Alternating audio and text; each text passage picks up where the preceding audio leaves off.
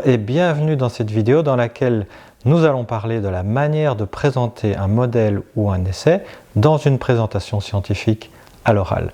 Je suis Arnaud Dramaker, professeur et chercheur à l'École Polytechnique de l'Université Libre de Bruxelles au sein du service Bâtir.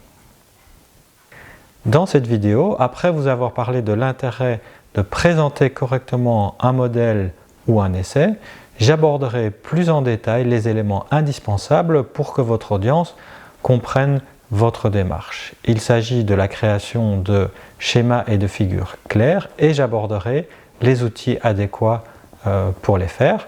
Je parlerai également de l'utilisation de photos, d'animations et de vidéos. Vous êtes prêts? Donc, vous avez développé un modèle ou vous avez réalisé un essai. Avant de présenter vos résultats, il faut bien expliquer ce que vous avez fait pour ceux qui n'ont pas suivi le travail au quotidien. Et donc, il faut le faire de manière pédagogique, à l'aide de schémas, avec le support de photos et de vidéos.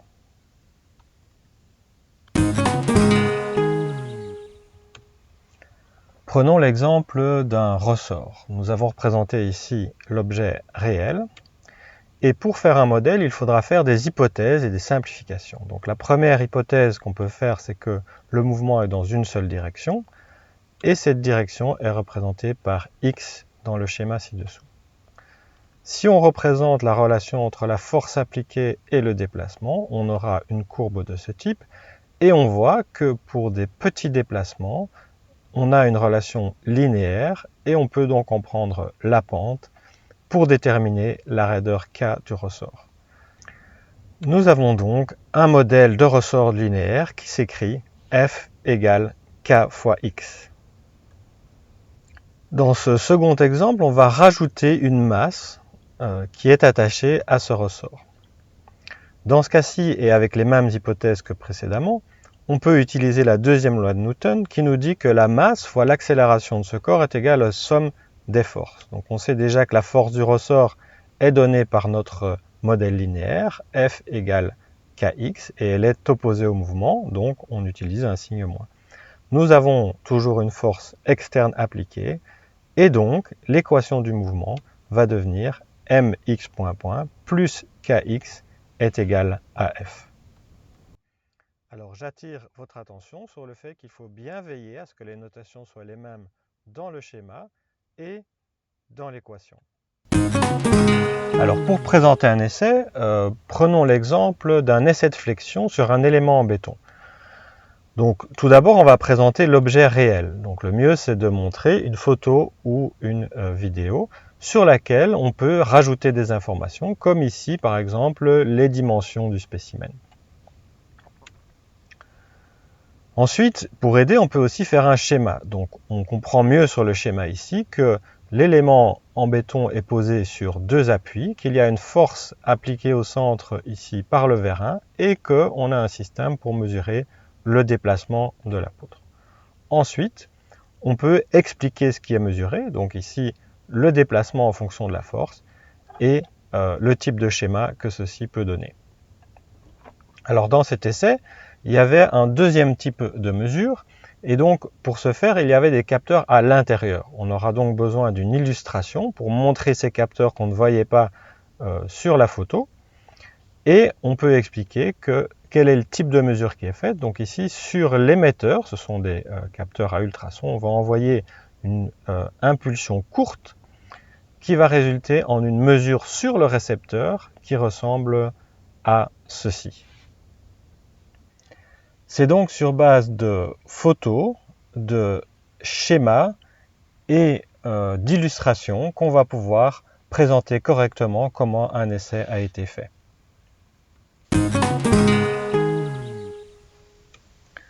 Supposons que nous avons un hôtel et ce bâtiment est supposé excité par le vent. Ceci cause des vibrations qui peuvent être mesurées avec des capteurs adéquats tels que des accéléromètres ou des jauges de contrainte.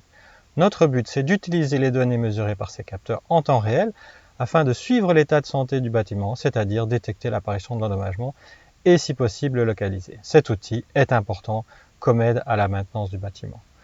Donc, vous aurez compris que ce n'est pas une manière idéale de présenter les choses puisqu'il y a énormément de texte. Et si on remplaçait ce texte par un schéma parlant? Donc ici, on va représenter l'hôtel, le vent qui vient le faire vibrer. On parle ensuite du système de monitoring qui, à l'aide d'accéléromètre et de jauge de déformation, permet d'avoir un système d'alarme en cas de problème s'il devait apparaître un endommagement dans le bâtiment.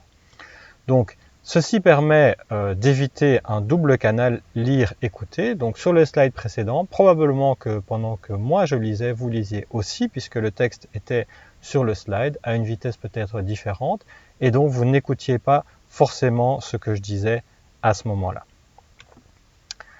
Alors, ce qu'il faut éviter aussi, c'est d'utiliser directement des illustrations qui viennent des pages web. Ici, une illustration qui vient de ce site web.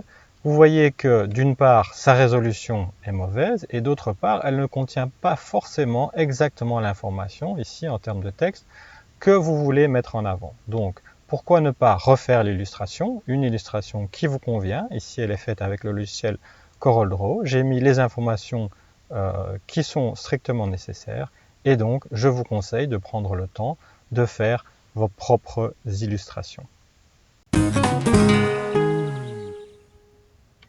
Alors, pour faire des schémas, il faut bien comprendre la différence entre un graphique qui est vectoriel ou pixelisé. À gauche, c'est du vectoriel, donc représenté par des points et des tangentes, ce qui fait que lorsqu'on va agrandir le schéma, eh bien, la qualité va rester la même puisque l'ordinateur va réinterpréter en fonction de la résolution de l'écran.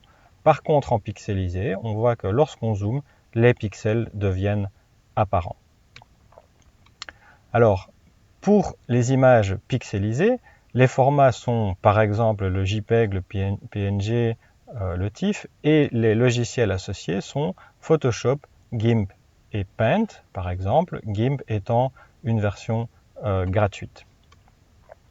Donc on voit que si on fait un schéma ici JPEG avec 100 dpi, on va avoir une taille de fichier de 65K avec une qualité qui est quand même assez médiocre. Pour le format vectoriel, EPS, PDF, SVG, donc SVG c'est Standard Vectorial Graphics, donc c'est le standard, Adobe Illustrator, CDR, donc ce sont les différents logiciels, et Inkscape qui est le logiciel gratuit. On voit ici qu'en SVG, pour une taille de 5 kg, on peut représenter très facilement le même schéma avec une qualité qui est parfaite. Donc, pour le dessin vectoriel en 2D, je vous conseille vraiment Inkscape qui est gratuit et fonctionne très bien. Vous avez une possibilité de faire aussi un petit peu de 3D avec ce logiciel. Le logiciel est donc gratuit. À l'ULB, vous avez aussi accès à Fusion pour faire des dessins en 3D. Donc là, vous pourrez faire des dessins vectoriels en 3 dimensions. Vous avez une version réduite qui est gratuite et une version avec une licence étudiant via l'ULB.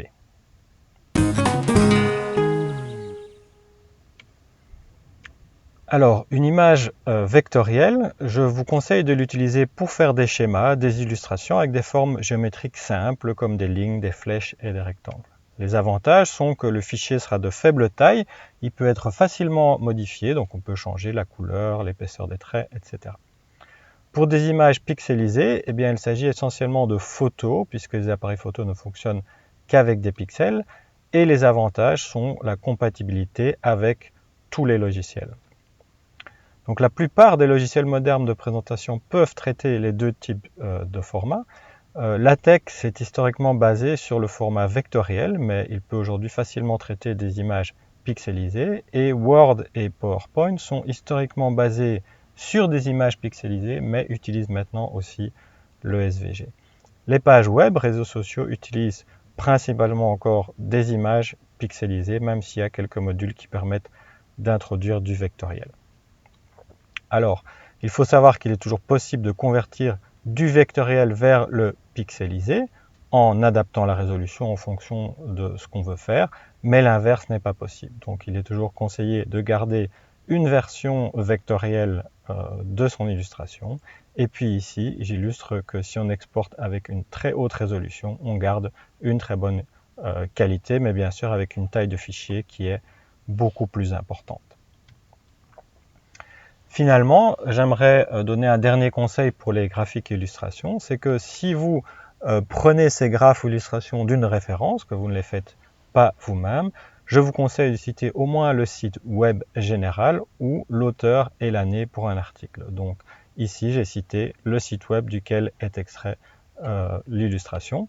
Et cette illustration que j'ai faite moi-même vient d'un de mes articles. Je cite alors l'auteur et l'année. L'intérêt des photos, c'est qu'elles rendent l'objet plus réel et plus palpable, comme on le voit ici. Alors, ça peut être utile aussi d'ajouter de l'information sur cette photo. Par exemple, ajouter ici les dimensions, soit directement sur la photo, soit avec une légende, donc en mettant des numéros et en reprenant les valeurs à droite. Voici un exemple où on a fait un mix des deux, donc de l'information directement sur la photo, et ici, sous forme de légende. On peut aussi ajouter à côté de la photo une illustration, donc par exemple un dessin vectoriel ici du capteur avec ses dimensions. Enfin, comme pour les illustrations, pour les photos qui viennent d'Internet, je vous conseille de citer au moins le site web général, l'auteur évidemment s'il s'agit d'un article et l'année. Et il faut savoir que sauf pour des photos avec une licence particulière, vous devez donc citer la source et sur le site web pexels.com, vous trouverez des images pour lesquelles il n'est pas nécessaire de citer l'auteur, mais sachez que ce sont rarement des photos techniques. Donc, l'utilisation des vidéos est fortement conseillée. Elles ajoutent une dimension de mouvement qui aide à comprendre ce qui est fait. Donc ici, on voit bien le béton qui est mis dans le moule avec le capteur intégré. Les animations peuvent aussi permettre une meilleure compréhension des phénomènes. Donc on voit ici l'émetteur qui envoie une onde qui est reçue et mesurée sur l'écran. Enfin, si vous utilisez des vidéos et animations qui viennent d'Internet, donnez l'URL de la vidéo. Donc, il faut se préparer pour faire une prise de vue, vidéo ou photo, et préparer l'environnement et donc ranger. Veillez au fond, donc à ce qu'il y a derrière votre sujet, à la composition, au cadrage donc, et au zoom. Ici, un exemple de nos capteurs intégrés qui ont été mis en scène avec des petits agrégats pour le béton. À droite, un exemple où rien n'est rangé et on n'arrive pas à mettre en avant finalement cette partie-ci de l'image. Alors en post-traitement, quand vous avez pris une photo, ici c'est une photo d'un de mes anciens étudiants qui était aussi tireur d'élite dans l'équipe belge et qui faisait donc son mémoire sur le sujet. Eh bien, si la prise de vue n'est pas très bonne, on peut toujours tout d'abord recadrer, ensuite travailler la luminosité, le contraste et la saturation pour mieux faire ressortir le sujet, et enfin, éventuellement, détourer. Vous trouverez dans le PDF joint à cette présentation des exemples pratiques de ce qu'il est bon de faire ou de ne pas faire lorsqu'on veut présenter un modèle ou un essai. On a souvent tendance à se focaliser sur les résultats et pas sur la présentation correcte des modèles et des essais, et c'est une erreur. Alors, même si ça prend un petit peu plus de temps, faites l'effort et présentez correctement vos modèles et vos essais. Maintenant que vous savez comment faire, nous pouvons passer à la prochaine vidéo dans laquelle je vous expliquerai comment présenter correctement des résultats de modèles et d'essais.